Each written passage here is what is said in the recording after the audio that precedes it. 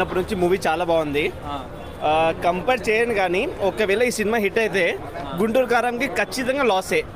Being a ముస్లిం నేనే చెప్తున్నా, కొన్ని హనుమాన్ షార్ట్స్ ఏవైతే ఉన్నాయో సినిమా పరంగా చూస్తే, రిలీజన్ ఫీలింగ్ పక్కన పెట్టి చూస్తే, goose bumps moment Hanuman shorts ఏవైతే ఉన్నాయో చాలా బాగుంది. ఖచ్చితంగా హిట్ అవుతుంది. పిల్లలతో వస్తే బాగా నచ్చుతుంది, కానీ క్యాజువల్గా చూసినా సరే చాలా బాగుంది. ప్రాబ్లం ఎవరికి కాదు, ప్రాబ్లం గుంటూరు కారంకి ఇప్పుడు ప్రాబ్లం. ఒకవేళ సినిమా హిట్ అయింది అనుకో, దిల్ రాజు ఇంకా నిజంగా గోవిందా గోవిందా. సినిమా మస్తు అనిపించింది అన్న. మెయిన్ కెమెరా షాట్స్ అంటే ఏ సినిమాలో కూడా అట్లా చూడలేదు. గ్రాఫిక్స్ కూడా బాగా చేశాడు. సినిమా అయితే హైలైట్ ఉందన్న. మెయిన్ హనుమాన్ షార్ట్స్ అయితే బాగా పెట్టాడు. మెయిన్ గుంటూరు కారం అన్ని 4 సినిమాలు హిట్ కావాలని అనుకుంటున్నాం. ఫస్ట్ హిట్ సంక్రాంతికి, 2024 హనుమాన్. సినిమా అయితే ఫస్ట్ ఆఫ్ సూపర్ ఉందన్న. ఓం రైత్ అయితే కంపల్సరీ చూడాలి. ఇది పక్కా ఓం రావు అయితే ఇప్పుడు చూడాల్సిందే. పక్కా మంచి సినిమా తీసాడు అనుకోవచ్చా? సూపర్ హీరోలు మన ప్రేక్షకులకు కొత్త కాదు. ఇప్పటి వరకు హాలీవుడ్ సూపర్ హీరోలను ఎక్కువగా చూసాము. ఇండియన్ సిల్వర్ స్క్రీన్ మీద సూపర్ హీరో అంటే Hindi hero, Greek god Hrithik Roshan, Krrish గుర్తుకు వస్తారు. అయితే దర్శకుడు ప్రశాంత్ వర్మ హిందూ పురాణాల స్ఫూర్తితో హనుమాన్ తీశారు. ఒరిజినల్ సూపర్ హీరో హనుమంతుడిని స్క్రీన్ మీదకు తీసుకువచ్చారు. తేజ సజ్జ హీరోగా నటించిన ఈ సినిమా ఎలా ఉందో చూద్దాం. కథ: హనుమంతు, తేజ సజ్జ ది అంజనాద్రి గ్రామం. అతను ఓ దొంగ.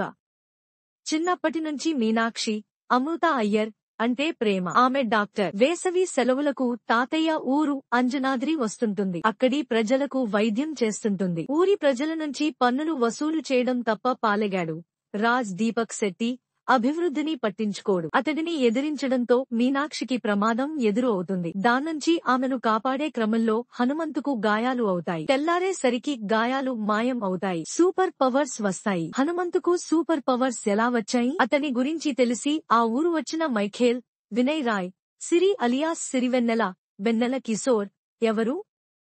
ఊరిలో ఆస్పత్రి కడతామని నమ్మించిన మైఖేల్ ఏం చేశాడు? అంజమ్మ, వరలక్ష్మి, శరత్ కుమార్, హనుమంతు అక్కా తమ్ముడి అనుబంధం ఏమిటి? హనుమతుకు విభీషణుడు, సముద్రఖని ఎటువంటి సాయం చేశాడు?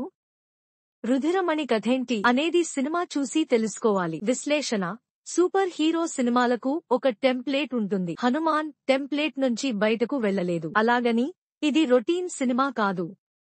తెలుగు నేటివిటీ మిస్ కాకుండా కామెడీతో పాటు క్యూరియాసిటీ కంటిన్యూ చేస్తూ ప్రశాంత్ వర్మ ఈ సినిమా తీశారు. సూపర్ పవర్ కోసం విపరీతంగా ప్రయత్నించే విలన్, సాదాసీదా హీరో. సూపర్ పవర్ కోసం ఊరికి వచ్చిన విలన్ను హీరో ఎలా ఎదుర్కొన్నాడు అనేది క్లుప్తంగా హనుమాన్ కథ.